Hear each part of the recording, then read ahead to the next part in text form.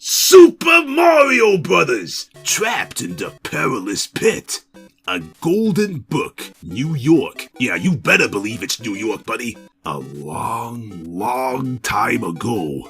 Sometime last Monday, two apprentice plumbers from Brooklyn, New York were hard at work. Their names were Mario and Luigi, and everyone called them the Mario Brothers. On this particular day, the brothers were trying to clean a clogged sewer right underneath a gypsy fortune teller's shop. Perhaps some magic leaked down from the shop, or maybe the Mario Brothers turned the wrong pipe. Whatever happened, the Mario Brothers suddenly found themselves being washed away through a drain pipe and into the Warp Zone. After falling through time and space, they eventually ended up in the magic land of Princess Toadstool's mushroom people. Since they couldn't find a bus back to Brooklyn, they set up their own local plumbing business to keep busy until they could make their way home.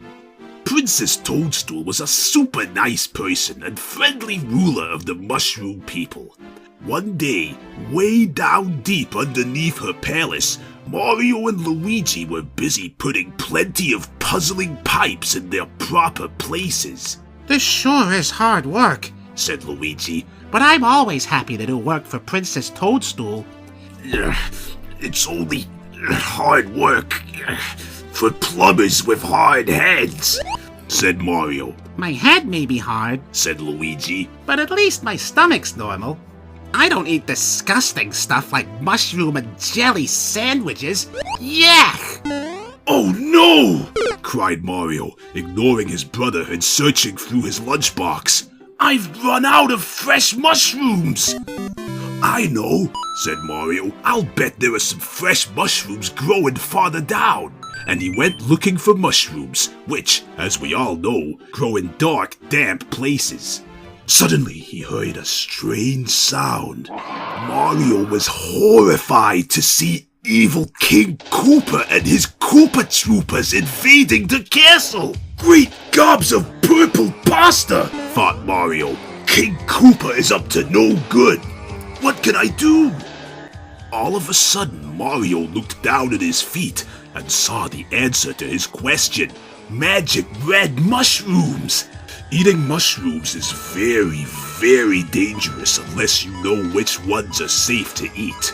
Luckily, Mario knew that these mushrooms were safe. He knew that these mushrooms had the power to make anyone change into a giant. "Now I'll scare those Koopa Troopers," he said as he gobbled down a red mushroom. Out from behind the pipes came a giant Mario yelling, "Fee, fi, fo, fat! You'd better run or I'll squash you flat!" The frightened Koopa Troopers ran screaming in every direction. But evil King Koopa wasn't fooled as easily as his Koopa Troopers. "That is no giant monster," he snarled as he waved his hands majestically at the pipes. "It is only one of those stupid Mario Brothers who are always getting in my way. My menacing magic can squeeze him down to size. Watch and see."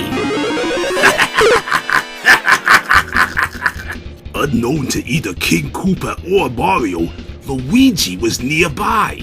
After picking flowers for the princess, he went searching for his brother Mario. "Oh no!" he thought. "I knew Mario was taking too long, but I had no idea he was getting into trouble. Wait a minute, maybe I can help. After all, these aren't ordinary flowers, these are magic fire flowers." Out from behind the pipes, Luigi charged at the Koopa Troopers, furiously firing a fire flower. "Fire! Fire!" cried the frightened Koopa Troopers. "The fire from the fire flower will fry our flesh!" "Hurry! Hurry!" called Mario. "The Koopa Troopers won't remain startled for long, and we have to warn the princess."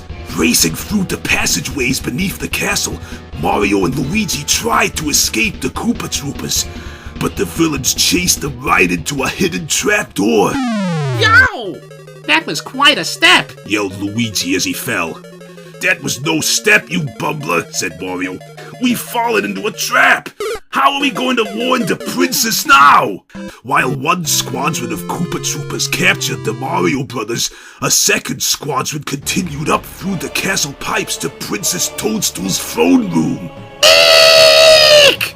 Screamed the princess as the Koopa Troopers grabbed her and her guards. Oh, goodness gracious! Cried the princess as the Koopa Troopers carried her off.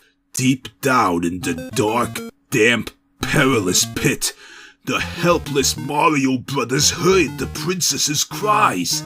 What can we do? Wailed Luigi. My fire flower can't burn us out of here. So true, cried Mario. And my magic red mushrooms can't help. It's even too deep for a giant to climb out. That's funny, said Luigi. The princess's screams seem to be getting louder. There's nothing funny about that, said Mario. King Koopa is throwing her down here with us. Oh, goodness gracious, said the princess as she landed on the floor of the pit with a hard bump. King Koopa is closing the door.